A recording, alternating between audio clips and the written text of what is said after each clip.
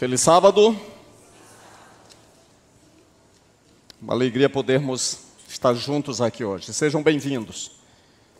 Deus seja louvado pela presença e pela vida de cada um de vocês. E eu quero cumprimentar os amigos pelas redes sociais e dizer que todos vocês são bem-vindos aqui ao canal Adventistas Aracaju.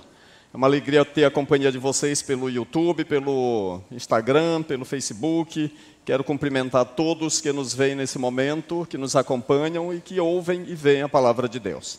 Sejam bem-vindos, né? E quero saudar, e como diz a Regina, né, tem que fazer minha autoapresentação para os que ouvem, mas que não podem me ver. Samuel Muniz Bastos, pastor há 25 anos, 1,70 m, quase careca. Não pode exagerar também, né? Uso óculos e o sinal é esse aqui que eu nunca aprendo, né? Isso. Um abraço para vocês. Eu prefiro esse sinal aqui para todo mundo, né? Esse aqui, viu, Carla? Deus abençoe vocês. Tem alguma Rita Muniz aqui? Rita C. Muniz. Não? Não tem? Rita, é um cartão aqui cheio de dinheiro que foi perdido ali. Ok? Está aqui.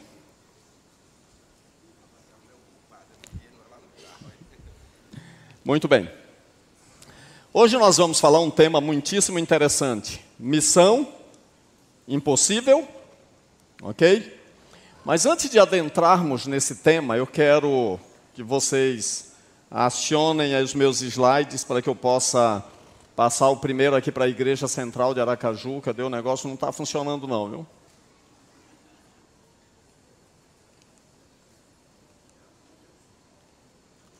Me ajudem a vencer na vida aí, gente, por favor. Pronto. É que apareceu aqui e ali não acompanhou, né? Essa semana eu estava pensando, na verdade, durante não só a semana, mas durante as férias inteiras, eu estava pensando aqui sobre a nossa igreja, que está aí uma foto um pouquinho antiga. Tem um pastor pregando ali, mas como ele é mais feio do que eu, tirei a figura dele, para ficar só da igreja que é mais bonita do que a gente, né? E aí eu estava pensando no seguinte: quais são os distintivos da Igreja Central de Aracaju? Nós precisamos ter uma marca, precisamos ter uma identidade, uma identificação. Eu não falo em termos teológicos, eu falo em termos práticos. Aí eu pensei, de repente veio assim um insight, viu, Plínio? Você está muito elegante, viu, Plínio? Meus olhos também estão?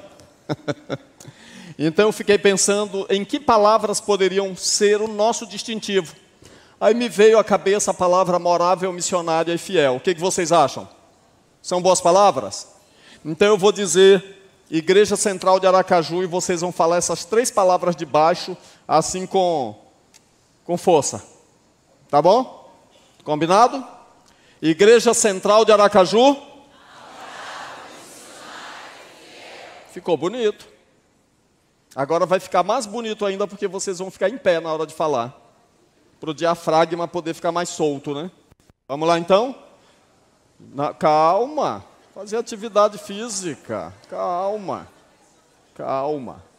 Vamos lá, senta.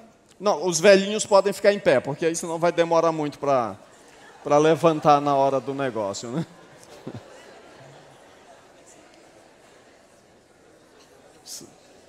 Você não quer ser velhinha não, né, Cléa? Não, né? Tá bom. Então vamos lá. Igreja Adventista Central de Aracaju. Amém? Ficou um bom ensaio. Agora, espera aí. Cadê Luciana Couto? Eu não estou vendo. Vem cá, Luciana. Luciana é minha assessora para assuntos de filmagem. E divulgação e publicidade, né, Luciana? Foi nomeada agora, né? Ok. Estão ensaiados? Prepara o celular aí para você filmar esse negócio aí. Em homenagem ali ao pastor Galvão, né? Fazer uma filmagem potencializada, né? Muito bem. Pronto. Igreja Adventista Central de Aracaju. Amém? Podem sentar. Muito obrigado. Qual é a ideia? A ideia é nós sabermos muito bem quem nós somos e o que nós vamos fazer. Amém? Essas 3 palavras, elas sintetizam tudo o que eu quero para essa igreja durante esse ano e a vinda de Jesus. Nós precisamos ser uma igreja acolhedora, sim ou não? Sim. Quem faz parte da recepção da igreja? Todos nós. Todos nós precisamos tratar bem quem entra nessa igreja, quem está na porta, quem chega, quem sai, até os da casa, os da família, a gente precisa abraçar. Todos precisam se sentir bem na igreja. Segundo, a igreja tem que ser missionária. A natureza da igreja é pregar o evangelho. Eu vou pregar sobre missão daqui a pouco. Terceira coisa, a igreja precisa ser fiel, amém? Precisamos ser fiéis em todos os aspectos. Por isso, a Igreja Adventista Central de Aracaju, ela é uma igreja amorável, missionária e fiel. Amém? A Igreja Central de Aracaju é amorável, missionária e fiel. Amém? Deus seja louvado. Seja bem-vindo, Ícaro. Estava com saudade de você, viu? Deus abençoe. Vamos então à palavra de Deus. Vamos abrir a Bíblia, vamos para o tema de hoje. Missão impossível. Quando nós falamos em missão impossível, eu até pedi para o pessoal da mídia colocar aí a trilha sonora desse filme que mexe com a gente, né? Quem já assistiu Missão Impossível aqui, levanta a mão aí. Que maravilha, todo mundo já viu as aventuras de Tom Cruise. É um filme extraordinário. E quando nós pensamos em Missão Impossível, uma das cenas mais icônicas do Missão Impossível foi desse filme aí, quando ele desceu lá naquele negócio amarrado pela cintura, e ele fez essas coisas aí que a gente, quando assiste, a gente partilha da emoção de quem está na telinha, porque os filmes, de fato, mexem com a gente. Tom Cruise é um ator extraordinário, ele não usa dublê, ele tem uma atuação extraordinária, uma performance maravilhosa. O cara tem 62 anos e continua jovem, continua cuidando muito bem da saúde.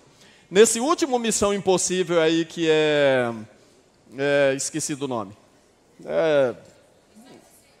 Missão Impossível. E aí, todo mundo ansioso, e eu entrei lá no YouTube para ver o treinamento de Tom Cruise, e ele filmou uma cena na Noruega, que ele salta de cima de um penhasco, e ele treinou aquele negócio umas 250 vezes para que ele pudesse fazer essa filmagem assim de forma impecável. Repetição, e repetição, e repetição. E Tom Cruise, praticamente nessa série, nessa franquia aí da Missão Impossível, ele fez algo extraordinário. Mas hoje eu quero convidar vocês a verem a atuação, não de Tom Cruise, mas de um outro ator da história, especializado em Missão Impossível. E o texto que eu trouxe para a nossa meditação, para nós podermos introduzir o assunto do tema de hoje, é esse que está aí, e eu gostaria que vocês lessem comigo. Vamos ler juntos? Só os bonitos lendo comigo, por favor. Quanto a mulher deixou seu cântaro, foi à cidade e disse àqueles homens: vinde comigo, e vede um homem que me disse tudo quanto tenho feito. Será este, porventura, o Cristo? Saíram, pois, da cidade e vieram ter com ele. João capítulo 4, versículo 28 a 30. O primeiro distintivo que nós podemos ver em Jesus Cristo, diferente de Tom Cruise, é que Tom Cruise é um mestre de ação. Jesus Cristo é um mestre de salvação e de regeneração. Ainda que o óculos de Tom Cruise tenha lá aquelas maracutaias que ele consegue ver algumas coisas, mas ele não consegue ver o coração de ninguém, ele não consegue ver as dores das pessoas, ele não consegue entrar no interior, na vida emocional, no psicológico, nos recônditos da alma. Agora, queridos, quando nós vamos então avaliar a mulher samaritana, nós podemos perceber coisas extraordinárias. Coloca o sermão aqui no retorno, por gentileza, para que fique mais fácil para mim. Então, quando nós olhamos a vida dessa mulher, a leitura que nós acabamos de fazer, é uma leitura aparentemente simples. Mas o que está vendo? A leitura é simples.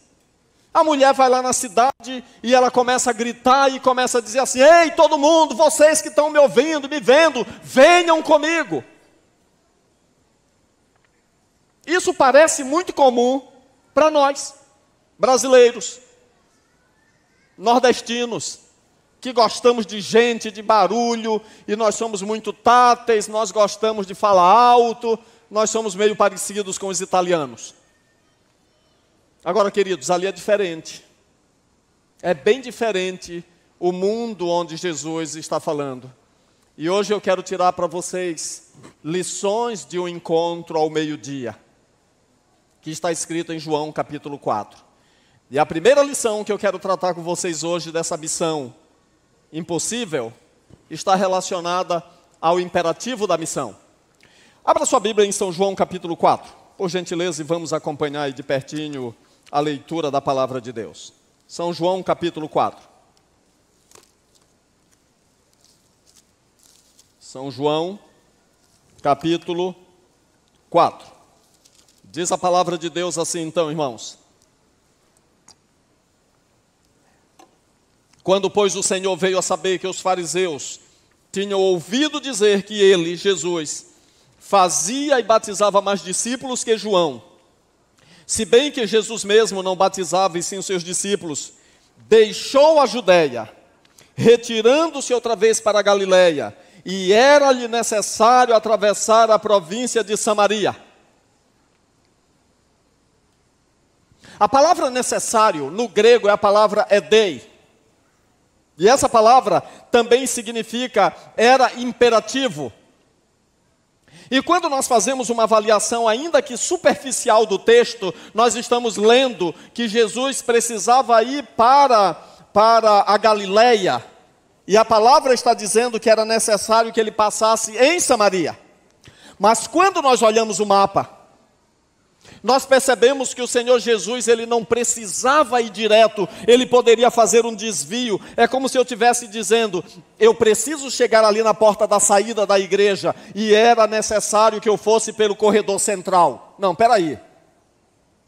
É imperativo que eu vá pelo corredor central? Não necessariamente. Eu posso ir por aqui, por esse corredor lateral, ou eu posso ir pelo outro lado. Jesus tinha uma opção, e a opção dele era ir pela Pérea. Atravessaria o Jordão, caminharia lateralmente pela Pérea, e ele passaria por Samaria, sem necessariamente atravessar o seu território, e ele chegaria na Galiléia. Agora, por que a palavra de Deus está dizendo que era imperativo?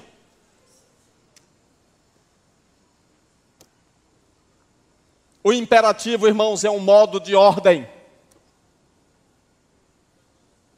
O imperativo é um modo verbal que manda, que ordena, é uma necessidade da qual não podemos nos desviar. O imperativo é quando você é obrigado a fazer alguma coisa. O imperativo é quando você é constrangido a fazer, quando você necessita fazer. O imperativo é quando você pode até ter outra opção geográfica, mas você não tem uma outra opção espiritual, mental e emocional. O Senhor Jesus não veio à terra a passeio. O Senhor Jesus veio em missão. O Senhor Jesus, ele não veio para fazer da terra um clube social. O Senhor Jesus não veio passear na região da Galiléia. E eu até acho que se ele viesse apenas passear, talvez ele procurasse uma região mais agradável para fazer turismo. Não, ele não veio fazer turismo. Ele veio em missão. Por isso, quando o evangelista João diz assim, era necessário que ele passasse naquele lugar. Era imperativo. Ele precisava ir. Jesus tinha um foco de vida. A missão do Pai estava no topo da agenda de Jesus Cristo. Amém? Estava no topo. E essa é a primeira lição. O imperativo. Jesus nunca poderia se desviar do imperativo da missão do seu Pai. Agora, queridos, por que ele tinha que passar naquele lugar? Porque ele tinha um encontro marcado. Ele tinha um encontro marcado. E agora então Jesus chega meio-dia, lá naquele poço, e de repente aparece uma mulher, e quando ela chega, ele está lá e ele diz assim para ela: me dá água.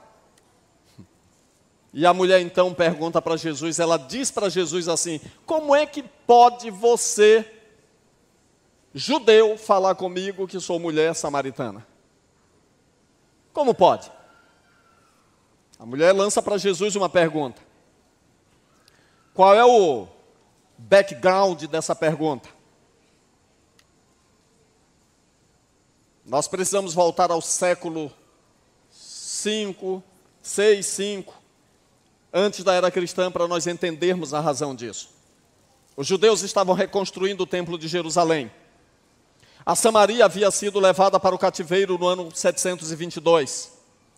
O rei Salmaneser III da Assíria, então, quando leva em cativeiro a população da Samaria, a população do Reino do Norte, então ele traz de 5 cidades pagãs, traz os habitantes para que habitassem ali onde era o reino do norte de Israel, o reino das 10 tribos. Agora, queridos, com o passar do tempo, essas pessoas que vieram, que adoravam deuses estranhos, que adoravam os 5 deuses que eles tinham lá nas outras cidades, eles se misturam com a população pobre que ficou, e eles agora entram num verdadeiro sincretismo religioso, e eles adoravam o Deus de Israel e adoravam os deuses de outras terras, e eles foram se mesclando também fisicamente e fizeram ali um povo misto. Um povo misto. Num dado momento, os samaritanos então se oferecem para ajudar na construção do templo de Jerusalém. Aí você lê o livro de Esdras e de Neemias e você vai perceber uma resistência dos judeus. Eles não querem ajuda. Os samaritanos se sentem ofendidos e depois de algum tempo eles vão lá e lançam ossos no templo de Jerusalém. E eles então constroem um templo lá no Monte de Gerizim. Os judeus vão lá e destroem o templo do Monte Gerizim. Os samaritanos entram numa contenda com os judeus e agora fica então uma situação terrível e esses povos agora se tornam completamente afastados. Os judeus, eles têm um senso de identidade muito forte e eles começam a falar algumas coisas do tipo: era preferível comer carne de porco do que aceitar um pedaço de pão de um samaritano.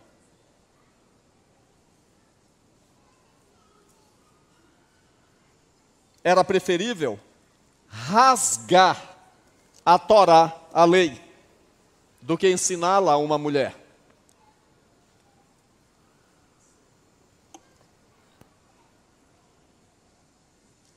Eles diziam que fazer o bem a um samaritano era fazer o mal para Deus. Olha a grandeza do preconceito. Grandeza do preconceito. Agora, queridos, fora esse ódio, eles diziam que se um samaritano passasse e projetasse a sombra dele no seu prato de comida, era bom não comer essa comida, porque a pessoa poderia ficar endemoninhada. Imaginem o absurdo da barreira social criada. Agora eu pergunto, quantos judeus tentaram quebrar essa barreira? Era impossível. O preconceito já estava arraigado. Havia ódio de um lado e do outro. Era impossível. Mas nós estamos falando de um homem mais especialista em missão impossível do que Tom Cruise. Nós estamos falando de quem? De Jesus Cristo. Agora Jesus Cristo, de maneira muito simples, ele chega ali na beira daquele poço, se senta, e quando aquela mulher chega, ele nem está preocupado se é mulher, ele começa a bater um papo e ele não oferece nada, ele pede: você pode me dar um copo com água? E aí acontece uma coisa extraordinária também. Um homem judeu está conversando com uma mulher. o que já era inusual, e além de ser mulher, é uma samaritana. As mulheres deveriam ficar na cozinha. A maioria ficava. A tradição judaica era que mulher e criança deveriam se privar um pouquinho da vida pública. Essa era uma regra generalizada? Não necessariamente. Havia mulheres que trabalhavam no comércio, que trabalhavam no campo, mas normalmente as mulheres ficavam mais dentro de casa. Era proibido para uma mulher falar em público com um homem. Um homem não falava em público com uma mulher. Não havia esse costume. As regras eram rígidas. Agora Jesus quebra esses protocolos. E ele começa a conversar com aquela mulher. E por que ele faz isso? Porque era imperativo. Está na agenda do Pai. Era imperativo. Era uma missão. Então essa é uma missão muito interessante que nós precisamos aprender. A terceira lição. Que hora Jesus chegou na beira do poço, irmãos? Meio-dia. Estava com fome? Sim, muita fome. Em todas as culturas e em todos os lugares do mundo, a alegria vem das tripas. Amém?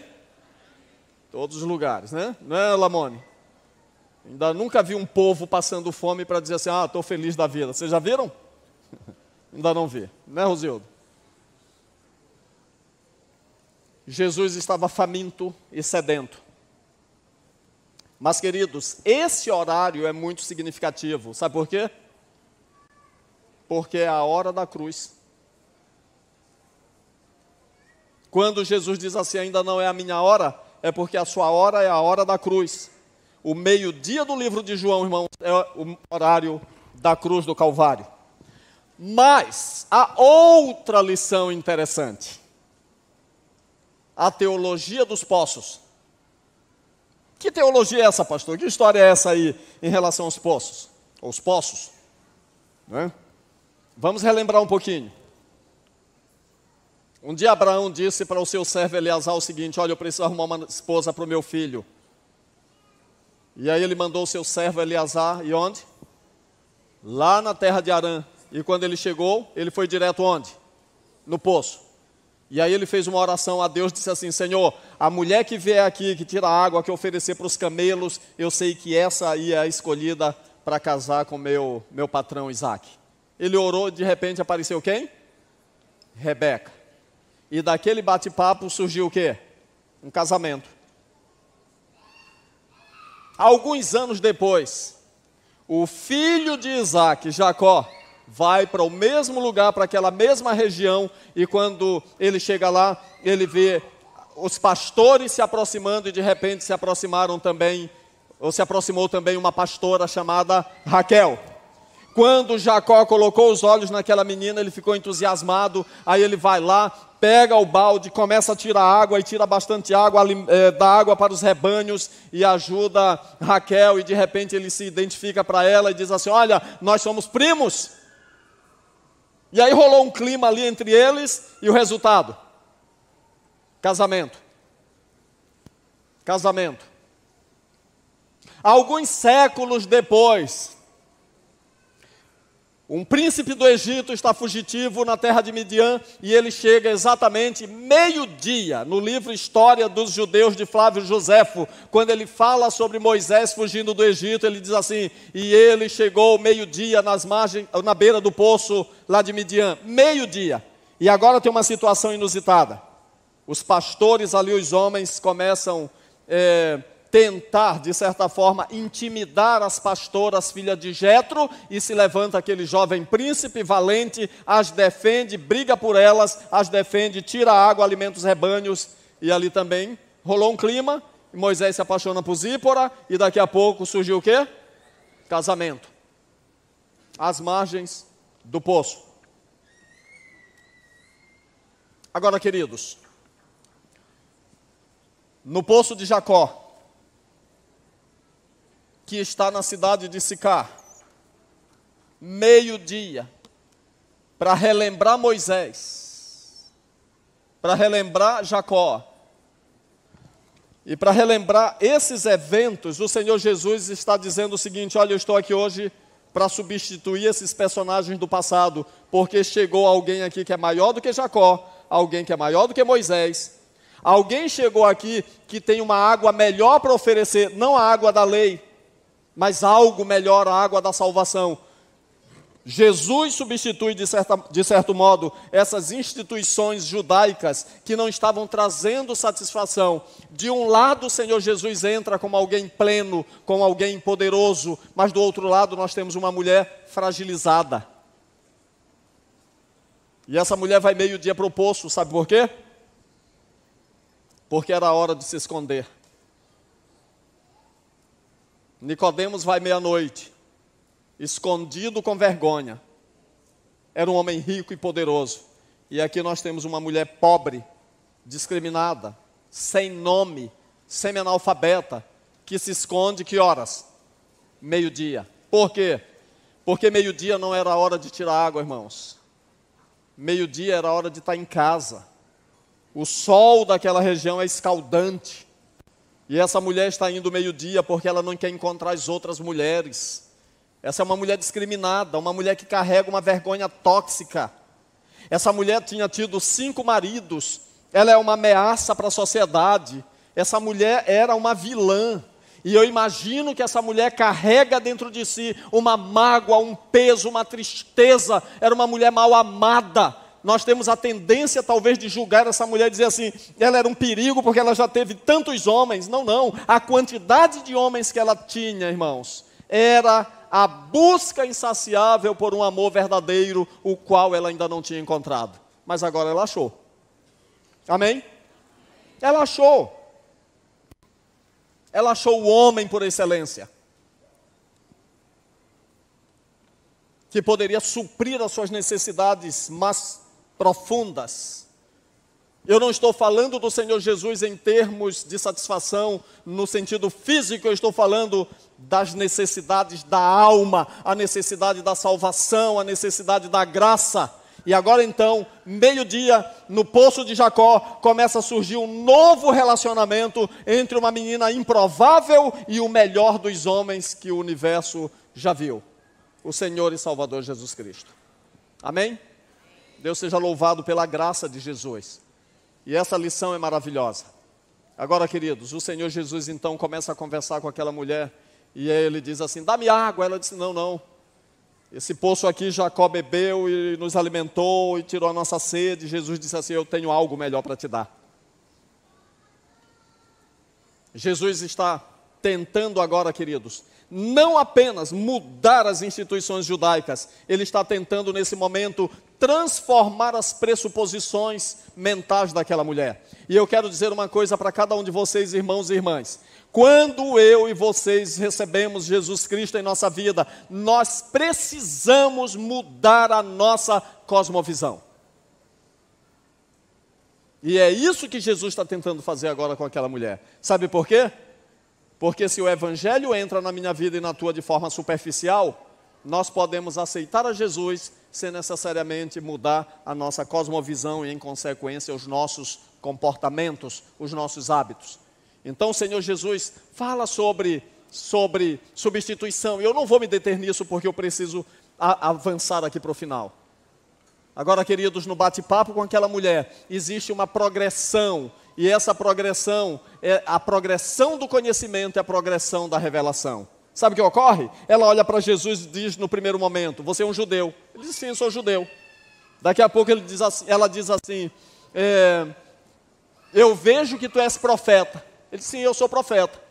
E Jesus disse tudo sobre a vida dela. Mas até aí, tudo bem. Daqui a pouco ela o chama de Senhor. E daqui a pouco ela diz assim, tu és o Messias. Tu és o Salvador do mundo. Essa mulher foi a primeira pessoa para quem Jesus declarou assim de forma aberta, sem nenhum rodeio. Eu sou o Messias. Ele deu uma revelação plena para ela. Sabem por quê? Porque essa mulher, apesar de todas as suas fragilidades, ela foi uma mulher extremamente sincera. Amém? Agora, queridos, vamos terminar.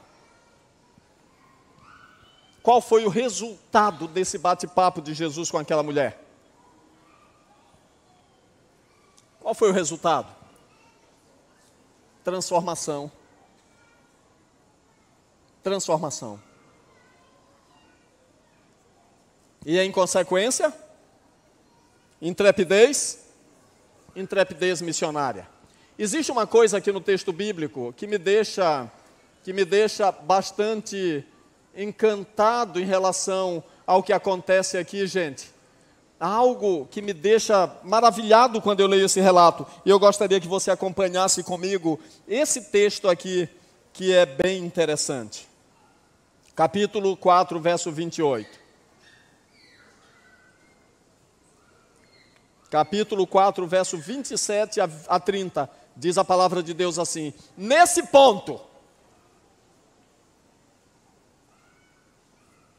chegaram seus discípulos e se admiraram de que estivesse falando com uma mulher. Todavia, nenhum lhe disse: que perguntas? Ou por que falas com ela? Quanto à mulher, deixou seu cântaro, foi à cidade e disse àqueles homens: o que ela disse?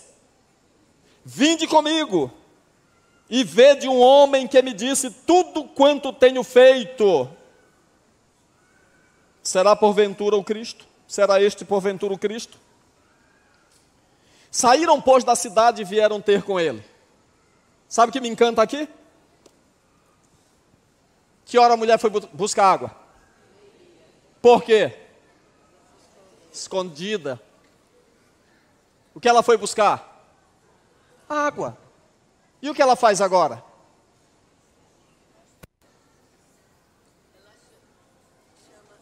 Ela largou o cântaro lá, irmãos. Ela deixou o cântaro. Ela tinha ido lá buscar água. Agora ela larga o cântaro físico, porque o seu coração estava cheio de água verdadeira. Ela encontrou a salvação, ela encontrou acolhimento. Ela encontrou alguém que tirou tempo para conversar com ela. Ela achou alguém que não discriminava. A mulher que morava numa cidade que se chama Cidade da Bebedeira. Uma mulher que não tinha dinheiro, uma mulher que é identificada na Bíblia, sem nome, uma mulher semi-analfabeta, uma mulher praticamente improvável. Agora essa mulher tem a sua autoestima renovada, ela é restaurada emocionalmente. Aquela mulher que fazia parte de um povo, que lá no livro de Oséias está escrito que eles seriam chamados não meu povo. Agora o Senhor Jesus está dizendo: vocês são meu povo, eu vim aqui para salvar, eu vim aqui para restaurar. Amém? Essa mulher agora ela é reconstruída pelo lado de dentro. E eu quero dizer uma coisa para vocês, irmãos: quando o Evangelho entra na vida, o Evangelho entra para restaurar. Amém? Quem crê, dê glória a Deus. O Evangelho é transformador.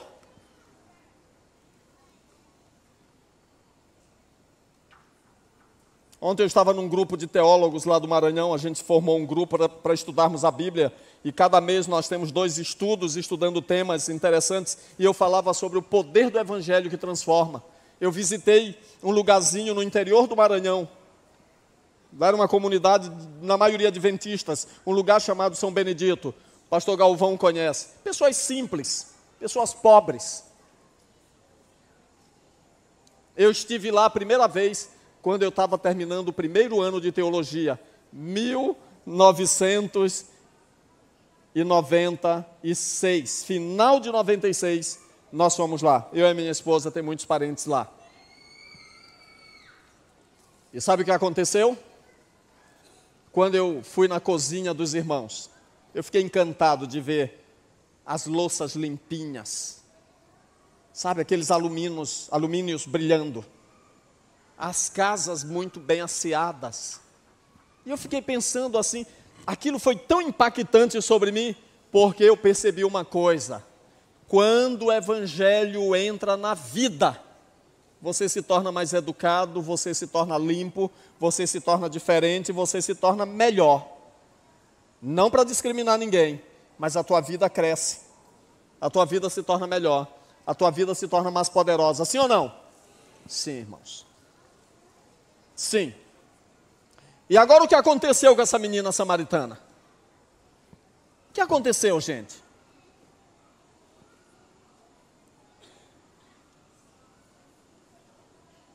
Ela larga o cântaro lá, vazio. Já não fazia mais sentido tirar água porque ela achou a verdadeira fonte.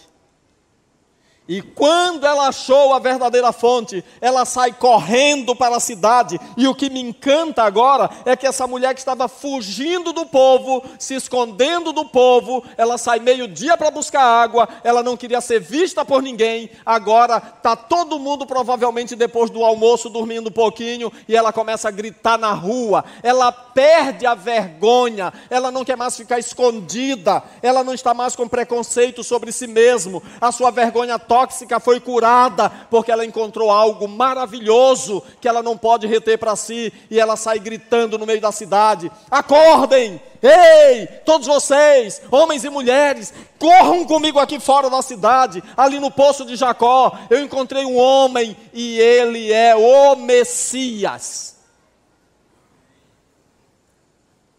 A tradução em português diz assim: será este porventura o Messias? Mas a tradução mais coesa vai dizer assim: ele é o Messias. Ela tinha convicção, e a sua convicção agora ela quer partilhar com todo mundo, ela quer partilhar com a cidade. E sabe o que aconteceu, irmãos? Homens e mulheres vieram para a beira do poço para encontrar Jesus através do testemunho de quem? Da mulher. Através do testemunho da mulher. Eu quero terminar aqui fazendo uma pergunta para minha igreja amada. Vocês já se encontraram com Jesus? Quem aqui ama Jesus, levanta a mão. Levanta a mão, vocês que amam a Jesus. Fica de mão levantada um pouquinho. Deixa Jesus te olhar. Vocês amam a Jesus? Quem ama, diga amém. Baixa a mão. Agora responde aqui para mim: como é esse amor? É assim aquele amor vibrante? Ou é aquele amorzinho assim, né, que você não vibra com amor? Né? Como é que é esse amor aí? Me explica. Será que o que eu sinto por Jesus e o que você sente por Jesus pode se comparar ao que essa mulher samaritana sentia? Pensa um pouquinho. Pensa um pouco. Essa mulher samaritana, ela deixa o seu cântaro porque não faz mais sentido para ela. Você está agarrado a quê? Ela chega na cidade e ela grita a todo pulmão: olha, venham, venham. Qual é o tamanho da minha pregação do Evangelho? Qual é o tamanho? Naquele ínterim, os discípulos chegam e Jesus começa a dialogar com ele, e ele diz assim: não dizeis vós que ainda há 4 meses até a ceifa? Eu porém vos digo, erguei os olhos e vede os campos, pois já branquejam para a ceifa. O Senhor Jesus estava mergulhado na missão até a cabeça, e ele está preocupado em salvar, ele está pregando, ele quer levar pessoas para o céu. E ele então leva os discípulos a fazerem uma reflexão: olhem para os campos como já branquejam. Vocês dizem que falta 4 meses, eu já estou olhando os campos completamente branquejando, aí preparados para serem colhidos. Agora o Senhor Jesus se dirige aos discípulos, no livro de Mateus 9,37, ele diz assim: a seara, na verdade é o quê? É grande, mas os trabalhadores são poucos. E aí tem outro imperativo de Jesus. Qual é o imperativo? Rogai, pois, ao Senhor da seara que mande trabalhadores para a seara. Eu vou orar agora. Vocês não precisam orar. Eu vou orar. Se vocês quiserem fechar os olhos, fiquem à vontade. Eu quero me apossar desse versículo agora. E eu vou orar. E Deus vai operar um milagre aqui. Deus que habita nos céus, A tua palavra está dizendo que deveríamos rogar ao Senhor da Seara, que é o Senhor Jesus, para que mais trabalhadores fossem mandados para a pregação do Evangelho. Senhor, por que é que a igreja está tão cheia e os ceifeiros são tão poucos? Eu quero te rogar agora, ó Deus, porque o Senhor não falou o que aconteceria, mandou simplesmente que nós orássemos. E como pastor dessa igreja eu oro para que todos os membros dessa igreja sejam transformados em discípulos. Nós não queremos fãs aqui dentro. A igreja não tem um palco. O sermão não é um show. A apresentação musical não é um entretenimento. Aqui é um lugar de treinamento, de capacitação, é o lugar onde nos alimentamos, é o lugar onde recebemos a Tua palavra, é o lugar onde o nosso foco é redefinido, é o lugar onde nossos olhos brilham, é o lugar onde nós devemos receber fogo no coração. Então eu te rogo agora, ó Deus, que o Senhor transforme esta igreja, as pessoas que me ouvem aqui de manhã, nesta hora, transforme essas pessoas em ceifeiros, em pessoas que vão trabalhar na seara. Eu te rogo essa bênção, ó Deus, em nome de Jesus. Amém. A seara é pouca. É grande, mas os ceifeiros são poucos.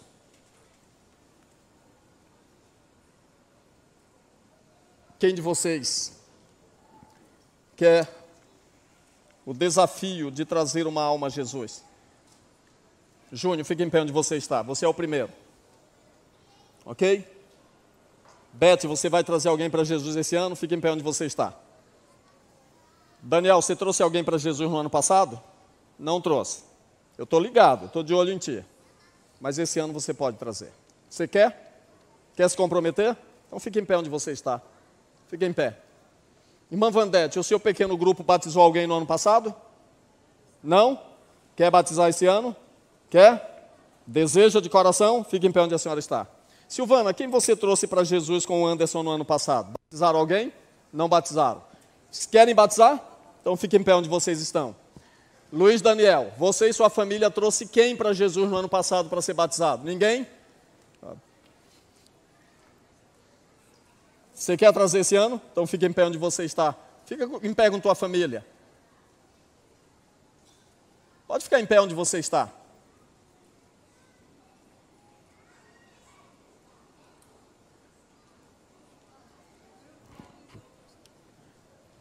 Tiago já está em pé porque vai trazer alguém para Jesus esse ano. Marta, você trouxe alguém para Jesus no ano passado? Trouxe uma? Trouxe, quer trazer outra esse ano? Fique em pé onde você está. James e Jussiara, vocês trouxeram alguém para Jesus no ano passado? Quer trazer? Se compromete? Fique em pé onde você está. George, que é só me dando trabalho, trouxe alguém para Jesus no ano passado? Trouxe quantas? Quantos? 6? Ok. Eu não me lembro de nenhuma. Vamos orar para o George. Quer se comprometer para trazer mais alguém? Plínio, você trouxe quem para Jesus no ano passado? Quer se comprometer? Fique em pé onde você está. E tu, Gildo, que é só enrolando aí o ano todo? Quer trazer alguém para Jesus esse ano? Fique em pé. Fique em pé. Eu quero orar por aqueles que nessa manhã... Cadê os meninos do celular? Cadê o Christian? Ô Christian, cadê você? Já sumiu o Christian, gente. Esse menino é um ninja. Ah, tá aqui embaixo. Christian, você trouxe alguém para Jesus no ano passado? Quem? Um amigo? Quer trazer outra pessoa esse ano? Fique em pé aí, para representar as novas gerações. Cadê os meninos do celular aí, que os dedos vão queimar, que não presta atenção no sermão? Mas hoje vocês estão ligados. Deus abençoe vocês, viu? Classe de adolescentes.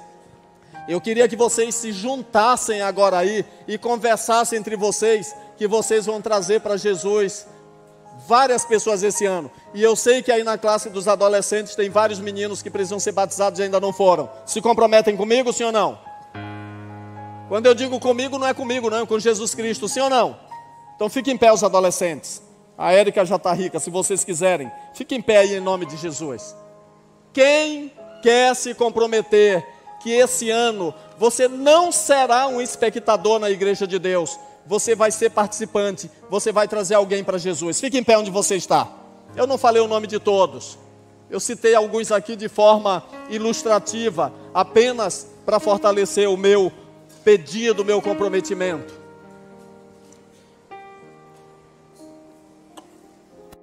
Vamos cantar um hino?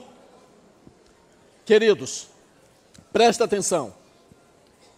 Este ano, eu quero batizar muitas almas nessa igreja. Eu já até entrei na academia para fortalecer os braços. Quero batizar para cá, para esse outro lado, centenas, né, Rosildo? Centenas de pessoas. Amém? Eu quero batizar muita gente. Hoje vai ter 2 batismos, as meninas vão entrar no tanque batismal. Pode até entrar agora já se quiser. E eu quero rogar em nome de Jesus. Eu não estou fazendo um sermão clichê para amanhã você se esquecer e você não vai se comprometer. Não, não. Eu preciso que você se comprometa com essa missão.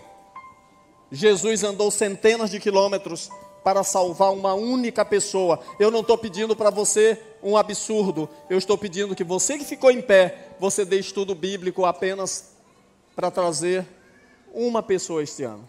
Amém? Essa missão é possível ou é impossível? Essa é uma missão possível. Nenhum de nós vai sair daqui se sentindo Tom Cruise. Mas todos nós vamos nos sair daqui nos sentindo uma extensão de Jesus Cristo para a pregação do Evangelho e para a salvação de pessoas.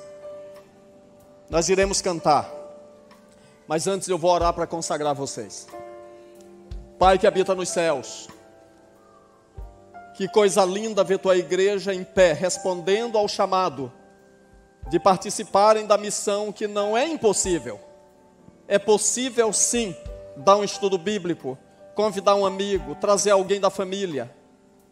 E se não sabe dar estudo bíblico, é possível aprender porque eu vou ensinar.